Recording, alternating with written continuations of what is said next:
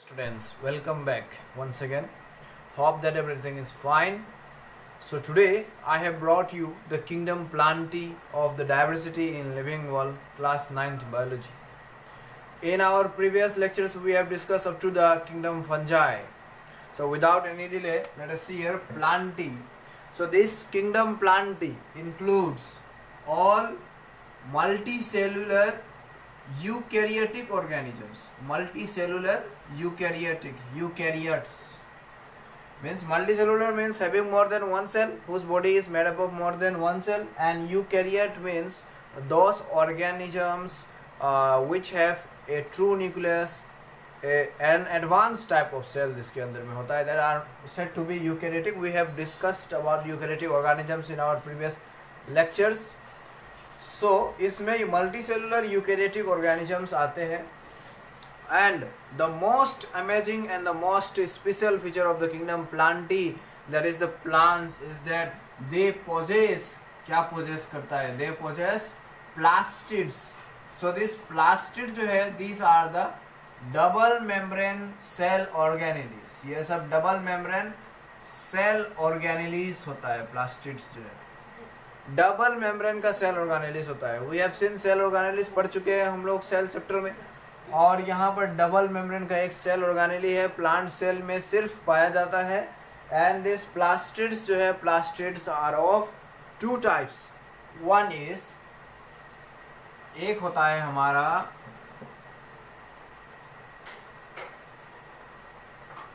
Coloured plastid and another one is colourless plastid. So plastic दो types के होते हैं, coloured plastid, colourless plastid. Coloured plastid जो है, कलर प्लास्टिड्स में फिर क्रोमोप्लास्ट एंड क्लोरोप्लास्ट आते हैं. Chromoplast and chloroplast. ये क्रोमोप्लास्ट जो है, this are the colour plastics, means that they will have colour होता है, कलरिंग पिगमेंट होता है येलो के अंदर. और यही क्रोमोप्लास्ट और ये क्लोरोप्लास्ट के कारण से प्लांट का बॉडी जो है वो कलर्ड बॉडी दिखता है. प्लांट्स में हम लोग जो भी देखते हैं, जो भी कलर देख रहे हैं, that is green colour. Green colour is due to the presence of chloroplast. So chloroplast जो है ये ग्रीन कलर देता है. इसके अंदर में ग्रीन कलर का एक पिगमेंट होता है, अभी हम लोग डिस्कस करेंगे. और क्रोमोप्लास्ट जो है, this chromoplast can be any colour other than the green. So any color except green. Green को छोड़ के प्लांट में कोई भी कलर हम लोग देख जो रहे हैं, that is due to the presence of chromoplast. For example, we see the tomato जो है, that is tomato is red in color. फिर जा करके ब्रिंजाल पर्पल कलर का होता है. पपाया येलो कलर का, राइप पपाया जो है येलो कलर का होता है. And so on. There are many colors that we can see in the case of plant. तो वो coloring material जो है, वो color कौन provide करता है, that is provided by the chromoplast. And green color जो है, that is provided by the chloroplast. And we also know that कि chloroplast जो है, chloroplast का फिर दो main components होता है. One is the stroma and another one जो है, that is the grana. तो स्ट्रोमा जो है ये फ्लूइड पार्ट है. This is the fluid part of the chloroplast. Chloroplast जो होता है, क्लोरोप्लास्ट के अंदर फ्लूइड पार्ट जो होता है, that is known as the stroma. और फिर क्लोरोप्लास्ट के अंदर में ये रहा हम लोग का क्लोरोप्लास्ट. एंड इसका अंदर में डिस्क लाइक स्ट्रक्चर्स जो होता है, disc like structures. The disc-like structures that are present inside the chloroplast are known as, इसको हम लोग बोलते हैं grana. These are known as grana. And inside this grana, यही grana के अंदर में क्या होता है, there is the green colored pigment. इसके अंदर में ही green color pigment यानी कि chlorophyll होता है. So this grana contains chlorophyll pigment. And this is the main site of photosynthesis. यहाँ पर ये स्ट्रोमा और ग्रेना दोनों का अलग अलग रोल्स है. स्ट्रोमा जो होता है, stroma takes part in, first let me tell you, grana के बारे में डिस्कस करते हैं. ग्रेना जो होता है, ग्रेना के अंदर में क्लोरोफिल पिगमेंट्स है. और ये क्लोरोफिल पिगमेंट होने के कारण से ये this can trap sunlight energy, sunlight energy को ट्रैप करके फिर सनलाइट एनर्जी जो है सनलाइट एनर्जी को केमिकल एनर्जी में कन्वर्ट करता है। ठीक है, ग्रेना में क्या होता है, ग्रेना में sunlight energy coming from the sun is trapped and is converted into chemical energy. So यहाँ पर ये सनलाइट एनर्जी को केमिकल एनर्जी में कन्वर्ट कर दिया। कन्वर्सन करने के बाद ये केमिकल एनर्जी के रूप में यहाँ पर क्लोरोफिल में स्टोर होकर के रह जाएगा। And this chemical energy will again be used by the stroma, stroma में यहाँ पर यूज किया जाएगा यही केमिकल एनर्जी को दूसरा रिएक्शंस करवाने के लिए। वो reactions number 1 hydrolysis of water होता है। Hydrolysis of water means splitting of water molecule into hydrogen and oxygen gases is known as hydrolysis of water. तो यहाँ पर जो ये केमिकल एनर्जी बना था, केमिकल एनर्जी कैसे करके बना था, पहले जो ग्रेना है, यहाँ पर जो ये ग्रेना है, ग्रेना के अंदर में जो क्लोरोफिल पिगमेंट होता है वो sunlight energy coming from the sun को ट्रैप कर लेता है अपने अंदर में and that sunlight energy gets converted into chemical energy. And वही chemical energy, that chemical energy is used here again for the hydrolysis of water. तो यहाँ पर ये है chemical energy, this chemical energy has been used here for the hydrolysis of water. Water को split करके hydrogen and oxygen molecules में break down किया गया है, this is known as hydrolysis of water. Again another reaction will take place कि carbon dioxide जो atmosphere में present होता है, this carbon dioxide will be absorbed by the green plants through the stomata and absorb करने के बाद ये carbon dioxide के साथ हाइड्रोजन, यहाँ पर जो ये हाइड्रोजन है, हाइड्रोजन को ऐड कराया जाएगा। हाइड्रोजन को ऐड कराने के बाद यहाँ पर ग्लूकोज C6H12O6 फॉर्म होगा और फिर ऑक्सीजन जो है, oxygen gas will also be released as a by product. By product means a side product. तो यहाँ पर ये क्या हो रहा है, कार्बन डाइऑक्साइड में हाइड्रोजन ऐड किया जा रहा है। If hydrogen is added to any substance then it is known as reduction. So here reduction of carbon dioxide has been taking place. तो यहाँ पर ये दोनों जो reactions है, these two reactions takes place in the absence of sunlight. यहाँ पर sunlight की कोई ज़रूरत नहीं है, sunlight के absence में होता है।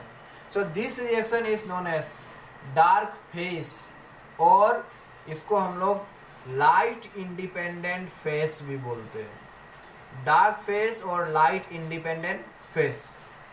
Whereas this one reaction, sunlight को जो केमिकल सनलाइट एनर्जी को ट्रैप करना क्लोरोफिल पिगमेंट और फिर सनलाइट एनर्जी को जो केमिकल एनर्जी में कन्वर्ट किया जाता है, तो इसमें सनलाइट का इन्वॉल्वमेंट होता है। Without sunlight this reaction is not going to happen, is not going to take place. So this reaction, ये जो यहाँ पर रिएक्शन है, ये स्टेप जो है, this is the light phase, इसको हम लोग लाइट फेज बोलते हैं और simply known as light dependent phase means it depends on the light। ये रिएक्शन करने के लिए लाइट पे डिपेंड होना पड़ता है।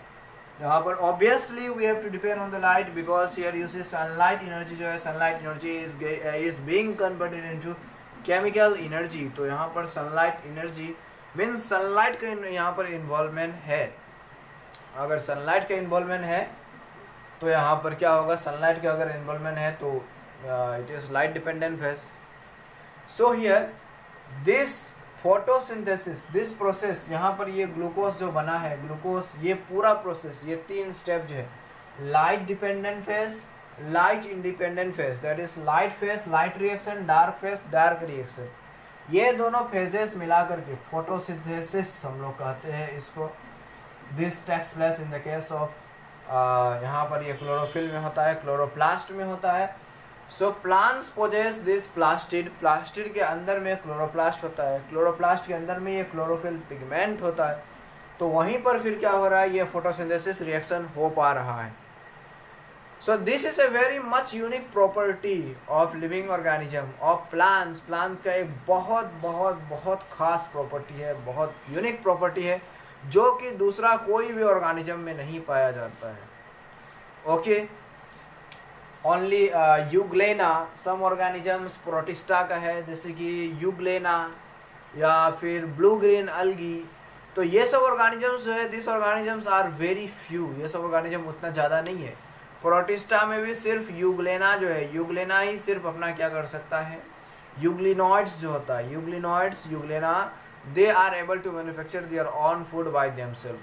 लेकिन प्लांट्स में तो जो भी सारा प्लांट्स है, जितना भी सारा प्लांट है, वो सब अपना फूड यही फोटोसिंथेसिस प्रोसेस से मैन्युफैक्चर कर सकेगा. So this is a very much unique property of the plants. So now again once again here,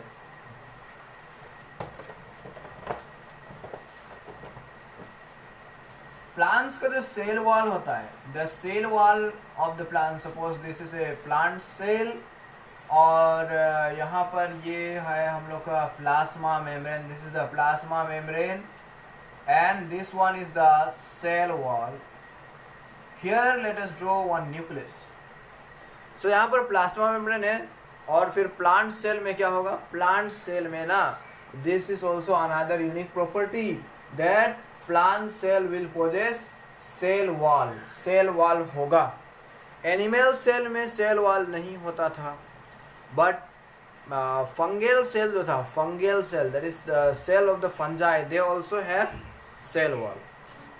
fungi का जो सेल वॉल था is made up of chitin, CHITIN, chitin नाम का एक सब्सटेंस से बना हुआ था फंजाई का जो सेल वॉल था. But here in the case of plant cell, the cell wall will be made up of cellulose से बना हुआ होगा, दैट इज सेलुलोसिक माइक्रोफिब्रिल से बना हुआ होता है. सेलुलोसिक माइक्रोफिब्रिल, सेलुलोसिक माइक्रोफिब्रिल का मतलब माइक्रोफिब्रिल मतलब microfibre. It will be very much minor, very much microfibre. Cellulose का बना हुआ, बहुत सेलुलोस मॉलिक्यूल का बना हुआ बहुत छोटा, बहुत माइक्रो एक फाइबर होगा. And suppose this is a fibre, ये एक फाइबर है, माइक्रोफिब्रिल है, किसका, सेलुलोस का. Here is another microfibril, another. So these are the cellulosic microfibrils that I have drawn here. यहाँ पर मैं सेलुलोसिक माइक्रोफिब्रिल्स बना रहा हूँ. This cellulosic microfibrils, this are what, ये सब क्या है, ये सब सेलुलोसिक माइक्रोफिब्रिल्स है. एंड वन सेलुलोसिक माइक्रोफिब्रिल, ये हर एक जो है इसमें ना hundreds and thousands of cellulose units होता है, मतलब सेलुलोस मॉलिक्यूल्स होता है. One microfibril of this cellulose contains hundreds and thousands of individual cellulose units, that is cellulose molecules. उसमें 100 से ज़्यादा 1000 तक कभी कभी सेलुलोस का मोलिकुल्स होता है हर एक ये चेन में. ठीक है, तो यहाँ पर ये जो सेलुलोसिक माइक्रोफिब्रिल है, this will be remain attach to one another by a glue like substance. यहाँ पर ये सब के बीच में एक ग्लू लाइक सब्सटेंस यहाँ पर प्रेजेंट होगा. जैसे कि हम लोग फेविकॉल का इस्तेमाल करते हैं, तो फेविकॉल से दो सब्सटेंस को चिपकाते हैं, वैसे ही यहाँ पर कुछ ग्लू लाइक सब्सटेंस होगा. This glue like substance is called as pectin and hemicellulose. ये ग्लू सब्सटेंस जो है, this is made up of pectin and hemicellulose का बना हुआ होता है. So in the cell wall, plant का जो plant possess cell wall and their cell wall is made up of cellulose, यानी कि cellulosic microfibril से बनता है. ये हर एक cellulosic microfibrils में hundreds of cellulose होता है, hundreds of cellulose molecules होता है. एक microfibril और दूसरा microfibril जो है वो एक दूसरे से एक glue like substance के थ्रू से चिपका हुआ रहता है, that is known as pectin and hemicellulose से चिपका हुआ रहता है. So this is about the cell wall. This is about their cell wall. Now another thing is that यहाँ पर plants जो है, plants they show two stages in their life cycle. Plants जो है ये दो stages show करता है in their life cycle. One is the haploid gametophytic phase. Haploid gametophytic phase means gametophytic phase means gamete producing phase।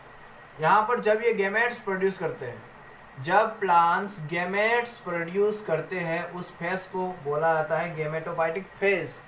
And since a gamete is a haploid cell means having half the number of chromosomes जिसमें होता है उसको बोलते हैं haploid। So this will be represented by the letter N। तो यहाँ पर haploid phase एक होता है प्लांट में, haploid phase, this is the sexually reproducing phase। इसको हम लोग बोलते हैं sexually reproducing phase। Sexually reproducing phase मतलब सेक्चुअल रिप्रोडक्शन कराने के लिए यहाँ पर तैयारी किया जाता है। प्लांट्स जो है वो अपने आप तैयार होता है, रेडी होता है by producing the gametes produce करके। तो गेमेट्स जब प्रोड्यूस होता है तो गेमेट्स आर हैप्लॉइड सेल्स, तो इसीलिए इस स्टेज को बोला जाता है haploid gametophytic phase. Another one second stage is the diploid sporophytic phase. Diploid sporophytic phase means this is the spore producing phase। यहाँ पर spores produce किया जाता है। So this is the sporophytic phase। यहाँ पर क्या होगा, यहाँ पर spores produce किया जाएगा और spores जो है, spores के थ्रू क्या होता है, asexual reproduction होता है। Asexual reproduction takes place through the help of spores। And since they are diploid, so they will be represented by the letter twice N। So plants में 2 stages of their life cycle होता है।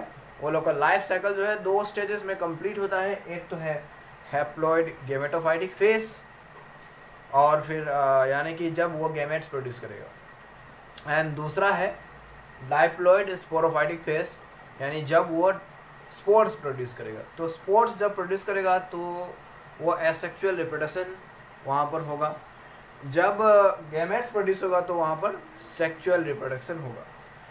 सो यहाँ पर दो stages होने के कारण से ये एक स्टेज जो है दूसरा स्टेज के बाद आता है। One stage comes after the another stage. That is why this phenomenon of showing 2 stages in their life cycle is known as, इसको हम लोग बोलते हैं alternation of generations. So plants possess this very much unique process, unique phenomena वो लोग के अंदर में होता है। That is they alternate their generations। यहाँ पर एक जनरेशन है हैप्लॉइड गेमेटोफाइटिक जनरेशन और फेस, दूसरा जनरेशन है डाइप्लॉइड स्पोरोफाइटिक जनरेशन और फेस। सो प्लांट्स जो है वो अपना जनरेशन इंटरचेंज करता है। 2 यहाँ पर जनरेशन्स होता है, हैप्लॉइड जनरेशन, डाइप्लॉइड जनरेशन, और यही 2 जनरेशन्स होने के कारण से it is said to be that plants possess alternation of generation. Plant में अल्टरनेशन ऑफ जनरेशन्स होता है। So the next thing that is plants जो होता है, प्लांट सम प्लांट्स में be vascular and some plants may not be vascular. कुछ plants जो होता है वो सब वास्कुलर होता है एंड सम प्लांट्स जो है, some plants are not vascular, non vascular. Vascular means those plants which have vascular conducting tissues और vascular bundles inside them for the transportation of water and minerals. तो vascular का मतलब है कि those plants which have vascular tissue. Vascular tissue जो होता है that is, vascular tissue में क्या क्या है, xylem and phloem. Xylem and phloem जो है this are the vascular tissue. तो जो प्लांट्स जिसमें वास्कुलर टिश्यू होता है दैट इज जाइलम होता है। Xylem is for the transportation of water and minerals. Plants में वाटर एंड मिनरल्स को सॉइल से एब्जॉर्ब करके लीफ तक पहुंचाया जाता है for the process of photosynthesis करने के लिए। तो वही वाटर एंड मिनरल्स का ट्रांसपोर्टेशन करने के लिए अगर एक स्पेशल टाइप ऑफ टिश्यू यानी कि जाइलम टिश्यू है then it is said to be vascular plant. And phloem से क्या होता है, phloem means, phloem is for transportation of foods. कौन सा foods, photosynthesize foods means photosynthesis के जरिए जो फूड्स प्लांट्स मैन्युफैक्चर कर सकता है, प्लांट्स मैन्युफैक्चर करता है लीफ में, वही सब फूड मटेरियल्स को, this food materials have to be sent to all parts of the body.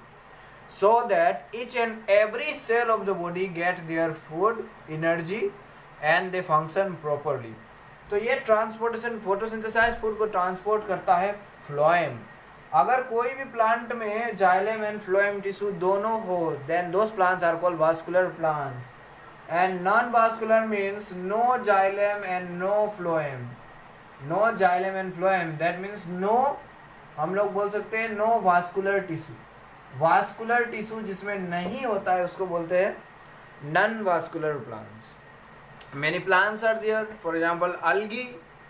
Algae अभी हम लोग देखेंगे. अल्गी प्लांट्स जो होता है, जो सबसे less developed group of plants होता है, that those plants are non vascular plants. So now here again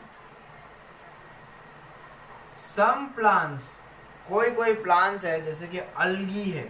algae जैसे जब जिसका मैंने नाम अभी लिया, अभी जिक्र किया, तो अल्गी जो होता है, this algae are very much simple and they are undifferentiated plants. Undifferentiated. So undifferentiated means जो प्लांट्स जिसका कोई जिसका रूट कौन सा है, लीफ कौन सा है, स्टेम कौन सा है, ये सब जिसका वेल डिस्टिंग्विश नहीं हो पाता है, उसको हम लोग बोलते हैं अनडिफरेंशिएटेड प्लांट्स बोलते हैं. मीन्स दोज प्लांट्स जिसमें हम लोग ठीक तरह से हम लोग पहचान नहीं पाते हैं कि अरे भाई रूट कौन सा है, लीफ कौन सा है, ये सब प्लांट्स को हम लोग बोलते हैं undifferentiated plants. For example you see one plant is there,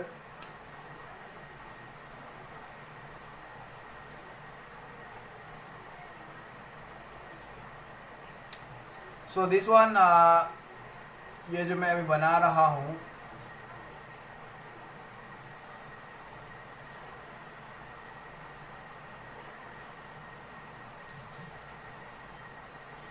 okay, this plant, ये कौन सा प्लांट है? This is our Cladophora plant. ये क्लेडोफोरा है. ये क्लेडोफोरा प्लांट जो है, this is an example of algae. ये अल्गी है.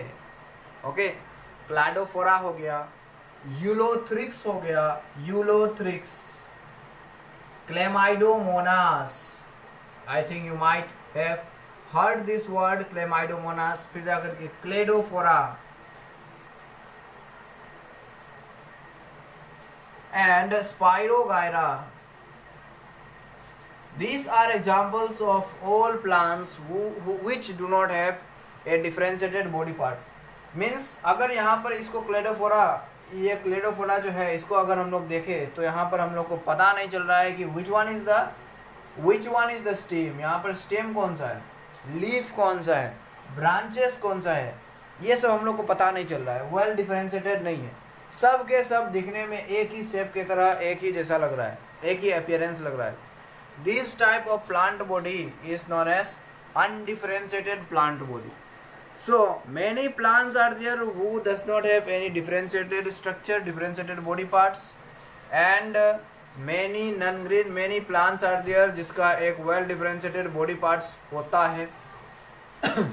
ओके, सो जिसका होता है उसको हम लोग बोलेंगे डिफरेंशिएटेड बॉडी पार्ट्स होना. जिसका नहीं होता है, they do not have the non differentiated body parts, उसको बोलेंगे. Okay, so many plants again are there which have differentiated body parts. Okay, ठीक है ना, डिफरेंशिएटेड बॉडी पार्ट्स जिसका होता है. And this differentiated body parts are the higher plants. ये सब हायर प्लांट्स हैं, अल्गी को छोड़ करके. अभी हम लोग नेक्स्ट लेक्चर में पढ़ेंगे. ये सब हमारा ब्रायोफाइटा होगा, ब्रायोफाइटा,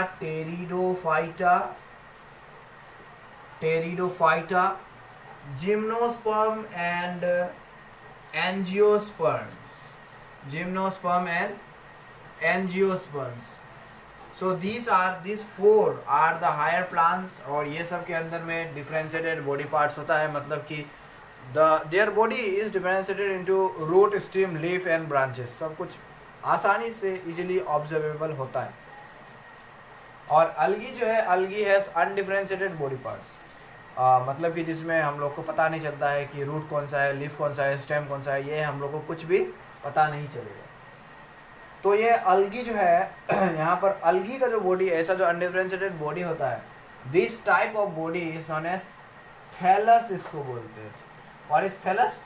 थैलस मीन्स जो अनडिफरेंशिएटेड बॉडी होता है प्लांट्स का उसको बोलते हैं thallus, thallus like body.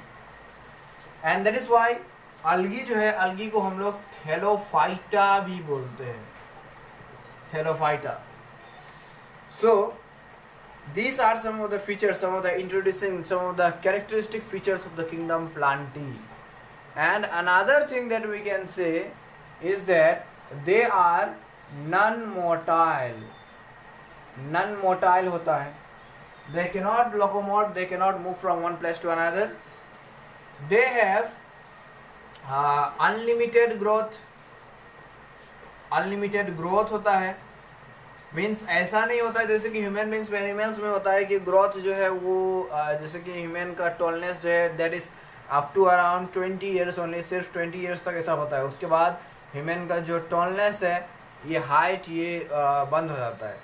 Means कोई भी एनिमल्स में, सिर्फ ह्यूमन बींग्स का बात नहीं है, कोई भी एनिमल्स में उसका ग्रोथ जो है वो up to a limited period ही होता है, डिफिनिट टाइम ही होता है, डिफिनिट टाइम तक ही होता है। But it does not happen with the case of plants. Plants में ग्रोथ जो है वो अनलिमिटेड ग्रोथ होता है। Growth occurs through out the life span, जब तक वो इंडिविजुअल प्लांट जिंदा रहता है तब तक वो ग्रो करते रहता है, अपना ब्रांचेस स्प्रेड करते रहता है, हाइट इंक्रीज करते रहता है, उसका थिकनेस इंक्रीज, गर्थ इंक्रीज करते रहता है।